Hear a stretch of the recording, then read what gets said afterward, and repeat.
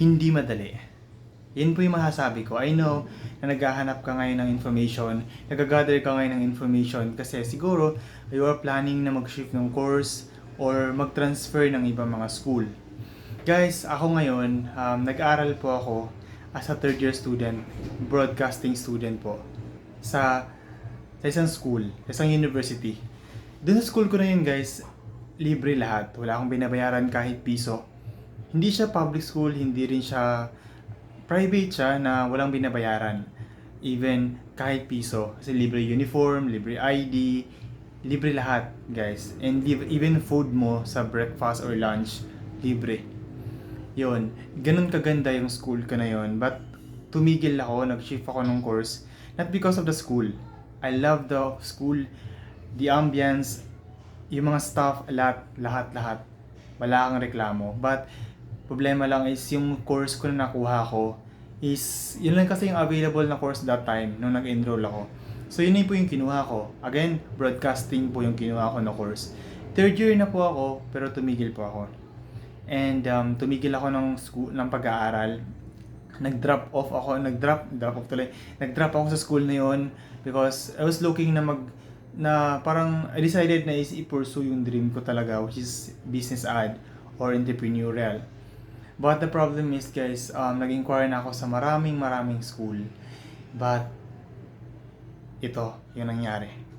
Una, yung mga school po ng University of Makati, STI of BGC, or mga branches ng STI, Arellano University po sa May Pasig, nagpunta rin po ako ng TCU, PUP, Fisher Valley, and Technological of something, yung school ng Pateros, pumunta rin po ako doon. Marami akong school na napuntahan, at marami din po akong na school na na-inquirean doon sa Facebook. Nakaka-chat ko sila sa Messenger, and marami pang iba. Guys, sa pag-shift ng course o pag-transfer ng school is hindi mahirap. Hindi madali. Napakahirap. Pag nagpaplano ka na tumigil ng pag-aaral, especially pag nasa third year ka na, magdalawang isip ka na. Kasi ako, tumigil ako ng pag-aaral. Natapos ko na yung second year ko, nasa kalagitnaan ako ng third year, tumigil ako. Kasi akala ko madali lang, ganun lang kadali mag-shift ng course. Aware ako na pwede akong bumalik ng first year. But hindi ako aware na hindi pala lahat ng school tumatanggap ng shifter or transferee. Like, UMAC. UMAC is a very beautiful school. Napakaganda ng school na yon, ang UMAC or University of Makati. Pumunta ako doon, nakausap ko yung admission nila, no, yung staff nila, and ito yung sabi ng staff nila. Hindi sila tumatanggap anyway, yung course na broadcasting ko, wala silang in-offer na broadcasting doon. Pero yung course na gusto kong i-shift, which is business ad, meron sila. But the problem is, hindi sila tumatanggap ng third year student na shifter or transferee. No? Pag nag-shift ka ng course, and then mag-shift ka, and then third year ka, hindi sila tumatanggap. Pag tapos ka na, mag-third year ka pa lang, hindi rin sila tumatanggap kasi natapos mo na yung second year mo. Dapat pag nag-shift ka sa UMAC, dapat pala daw, basta hindi mo pa tapos ang second year mo, yun, tatanggapin nila yun. Pero hindi sila tumatanggap pag tapos na yung second year mo or nasa third year ka na. Yun po yung sabi ng UMAC, yung staff nila sa admission. No? Yun. And then, next naman sa TCU, hindi sila tumatanggap since 2021, something ganun. Or pandemic era yun that time. Yung binanggit niya, 2021, 2022. Ganun. Hindi na daw sila tumatanggap ng transferee sa lahat ng courses. So, ibig sabihin, kahit na mag-shift ka doon, first year ka pa lang, sa ibang school ka ng first sem, lilipat ka doon ng second sem, hindi na sila tumatanggap ng transferee. Yan po yung sabi ng staff sa admission din po nila. And then, sa PUP naman guys, o TUP something, nung unahan ng TCU, or PUP ba yan? Yun, Polytechnic University of, Philippines, ganun, sa TCU, sa may Bikutan. No, hindi rin po, may broadcasting sana sila, pero wala dyan sa may Taguig, andun sa Santa Mesa daw. The problem is, limited lang din yung slot nila. And then also, sinasabi na, third year na po kasi ako binanggit ko po kasi ng third year. Tumatanggap sila ng transfer guys. Kasi nabanggit ko na transfer ako and shifter ako Problem is, third year na daw at hindi na sila tatanggap ng third year kasi limit lang, 30 tawag dito, ang tawag din yung per subject, may limit pala pag lilipat, mag-shift o transfer ka ng school. So may limit sa kanila. So ibig sabihin, hindi na sila tumatanggap ng third year hanggang second year. Same sa Makati lang din. Nagigets niyo po. And then, sa ano naman, doon naman po sa Arellano University ng Pasig, tumatanggap sila ng transferee and shifter, but the problem is, babalik po ako ng first year at wala po yung, andun po yung gusto ko ng course, but the problem is, babalik po ako ng first year. Kasi napakalayo naman kasi guys, broadcasting into business ad, napakalayo nun. So, ganun. So, sa Fisher Valley naman, wala yung course. Tumatanggap naman sa Fisher Valley dito sa may banda ng Tuktukan. Tuktukan ba yan? Yung Tuktukan banda. Yung sa may Taguig. Tumatanggap silang transfer and shifter, but yung course ko kasi doon, wala yung gusto ko ng course, wala silang business ad. Ganun. Ay, may meron silang business ad. Pero, babalik ulit ako ng first year, ganun. Ang dami ko kasi napuntahan talaga ng school and napakahirap talaga maganap. What I mean lang is, pag nagpaplano ka mag-shift ng course, before ka mag-decide, maghanap ka muna ng school. Tanungin mo, tumatanggap ba sila ng shifter? Meron ba sila ng course na gusto mo? Sabihin mo kung anong year ka na. Alam mo, third year ka na. Tatanggap ba sila ng shifter na nasa third year na? Yung ganun. Kahit nandun yung course na gusto mo, kahit na tumatanggap sila ng shifter, pero tanungin mo kung tatanggap ba sila ng third year student na shifter or transferee. Kasi hindi pala lahat ng school tumatanggap. Tumatanggap sila ng shifter pag nasa second year pa lang or hindi pa tapos ang second year. Like UMAC, like yung PUP, yung ganun. Ganun pala hindi pala lahat ng school tatanggap ng transferee, tatanggap ng shifter, tatanggap man sila ng transfer and shifter, but may limit. Hindi sila tumatanggap pag third year na. Pero sa ibang school, tumatanggap naman. Like ganun. And sa STI, broadcasting yung student ko that time, and lilipat ako ng STI, pero yun, babalik ako ng first year kasi business ad nga. So, yun.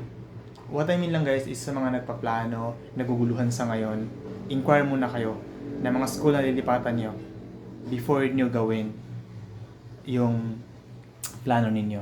Kasi po guys, ayaw ko na matulad kayo sa akin na nagsisisi ako guys kasi yung course na kinuha ko, hindi ko gusto. Maganda yung school, maganda lahat. Maganda naman talaga yung course na yun. But the problem is hindi ko feel yung course na yun. Iba kasi sa tayong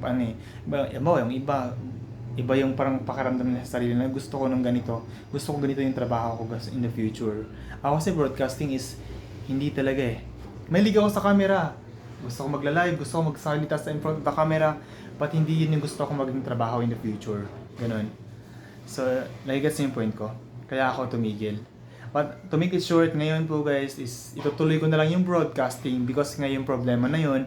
Because hindi lahat ng school tumatanggap ng shifter and transferee. At ayaw ko naman bumalik ng first year. No? Ayaw ko naman bumalik ng first year. Kaya ipupurso ko pa rin yung course na lang na yun. And sa ibang school na nga lang kasi nag-drop na ako sa school na yun. Because yung school kasi na yun na tinigilan ko guys is sila. Pwede pa akong bumalik doon but sa ibang course na. Kasi nag-drop na ako sa mismong course na yun. So ayun. So nilipat ako ng ibang school. Still, yun pa rin yung course na yun. And sasabihin ko yung school na lilipatan ko. Lilipat ako ng Laguna University.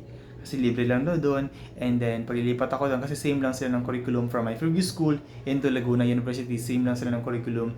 So, kung third year ako umalis na sa previous school ko, third year pa rin ako doon sa Laguna University. At siguro sa ngayon, as of now, yun na po muna.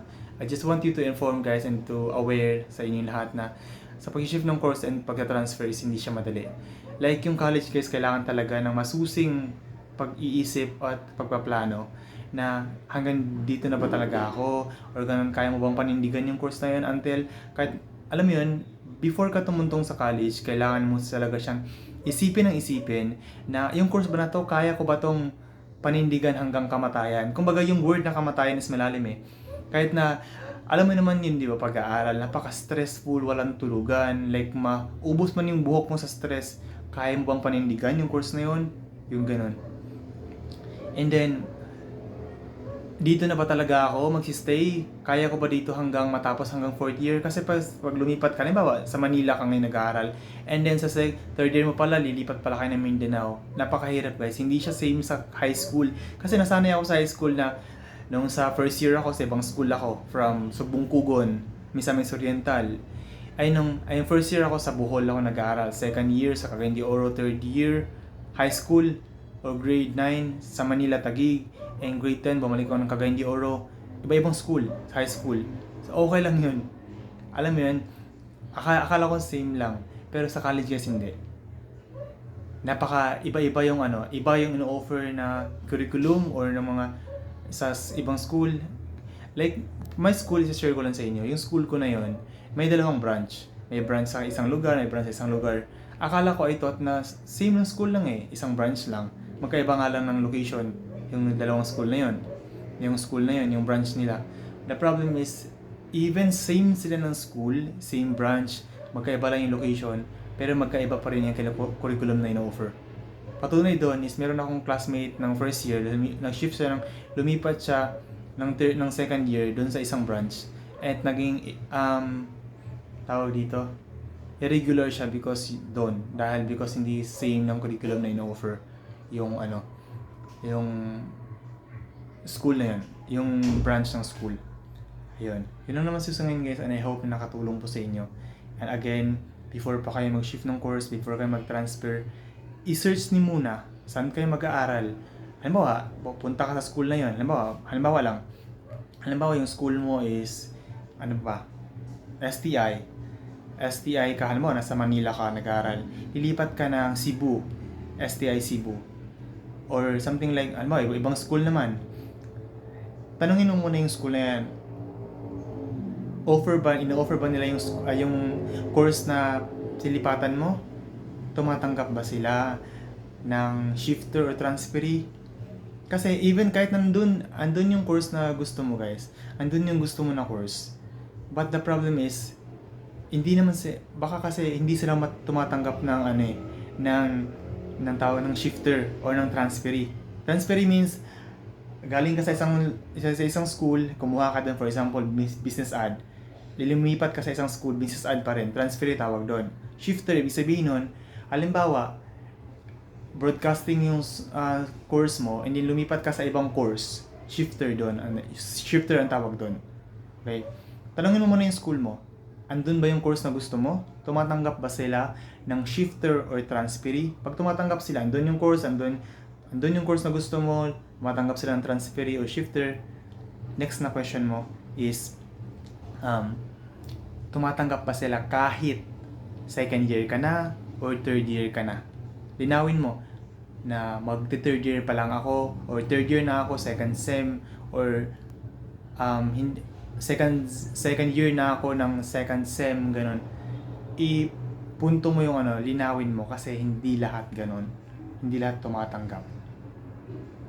May ibang school tumatanggap ng shifter, pero hindi sila tumatanggap ng transferee.